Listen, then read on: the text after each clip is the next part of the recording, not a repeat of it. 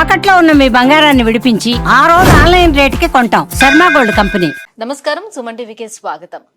మార్చి నెల ద్వాదశ రాశుల వారికి ఏ రకంగా ఉండబోతుంది, గ్రహ స్థితిగతులు ఎలా ఉన్నాయి, ఎటువంటి ఫలితాలను ఇస్తున్నాయి, ఎటువంటి పరిహారాలను వీళ్ళు పాటించుకోవాలి, ఈ అంశాలన్నీ తెలియజేసేందుకు మనతో పాటు ఉన్నారు ప్రముఖ జ్యోతిష్య రత్న, జ్యోతిష్య చక్ర వైభవ నిపుణ డాక్టర్ రాలపల్లి రవికుమార్ గారు.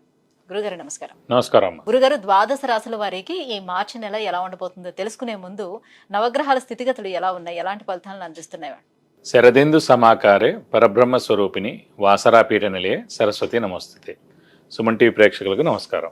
మార్చి నెల 2025 నవగ్రహాలు ద్వాదశ రాశుల్లో ఎక్కడ ఉన్నాయో ఇప్పుడు తెలుసుకుందాం. ముందుగా సూర్యుడు వచ్చేసి మనకి మీన రాశిలో ఉన్నారు. అలాగే కుజుడు మనకి మిథున్ రాశిలో ఉన్నారు. అలాగే రాహు వచ్చి మనకి మీన రాశిలో ఉన్నారు. గురువు మనకి వృషభ రాశిలో ఉన్నారు. శని స్వస్థానమైన కుంభరాశిలో ఉన్నారు. బుధుడు నీచస్థానమైన మీన రాశిలో ఉన్నారు. కేతు కన్యా రాశిలో ఉన్నారు. శుక్రుడు మటుకు మీన రాశిలో ఉచ్చస్థానంలో ఉన్నాడు. కాబట్టి ఒకటి స్వస్థానం శని, శుక్రుడేమో మనకి ఉచ్చస్థానంలో ఉన్నాడు మీనంలో. అలాగే నీచస్థానమైన మీనంలోనే బుధుడు కూడా ఉన్నాడు అన్నమాట. ఇవి నవగ్రహాలు ద్వాదశ రాశుల్లో మార్చి నెల అంతా ఈ స్థానాల్లో ఉంటాయి. గురుగారు, ఈ మార్చి నెలలో మరి వృశ్చిక రాశి వారికి ఎలా ఉండబోతుంది? సో ఎప్పటి నుంచో వీళ్ళ అర్ధాష్టమ శనితో కూడా సఫర్ అవుతూ వస్తున్నారు కాబట్టి మార్చి మాసం వరకు వీరికి ఎలా ఉంది? తప్పకుండా అమ్మా. వృశ్చిక రాశి అనగానే మనకి విశాఖ 4వ పాదం, అనురాధ 1, 2, 3, 4 పాదాలు, జ్యేష్ఠ 1, 2, 3, 4 పాదాలు, ఈ నక్షత్రాల సమూహం అంతా మనకి వృశ్చిక రాశిలోకి వస్తుంది.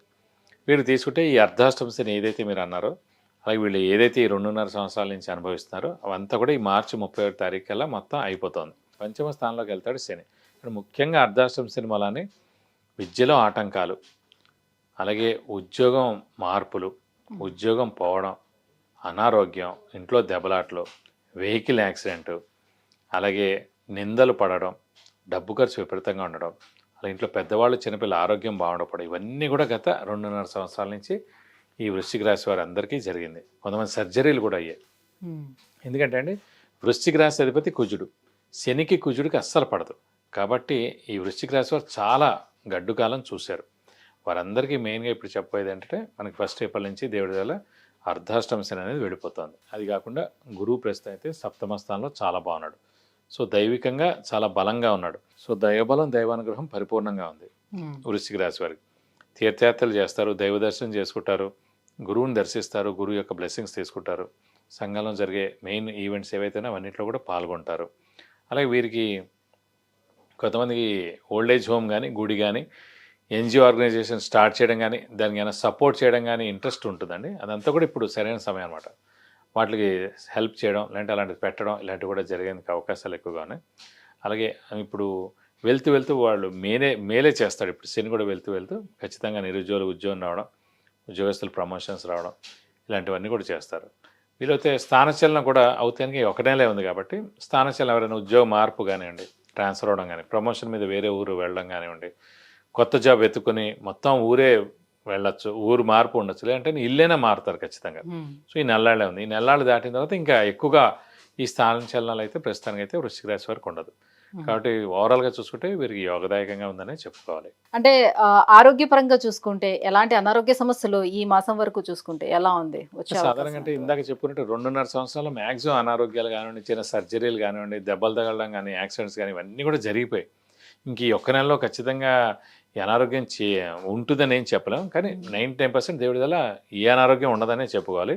వచ్చినా కూడా చిన్నవే ఉంటాయి. నేను నెలతోటి వెళ్ళిపోతుంది కాబట్టి అర్ధాష్టమ సరే వెళ్తూ మేలే చేస్తారు కాబట్టి ఏదైనా వచ్చినా కూడా చిన్న అనారోగ్యం ఉంటుంది. మేజర్గా అయితే ఏమి ఉండదు. వివాహ ప్రయత్నాలు అనుకూలించే అవకాశం ఎంతవరకు ఉంది? వృశ్చిక రాశి వారికి ప్రస్తుతం ఏంటంటే, మనకి మే 15 దాకా గురుబలం పరిపూర్ణంగా ఉంది కాబట్టి గట్టి ప్రయత్నం చేయడం, మానవ ప్రయత్నం చేయడం, ఇది ఖచ్చితంగా మే 15 లోపల కుదరడం కానీ, వివాహం అవడం కానీ అవకాశాలు 100% ఉన్నాయి.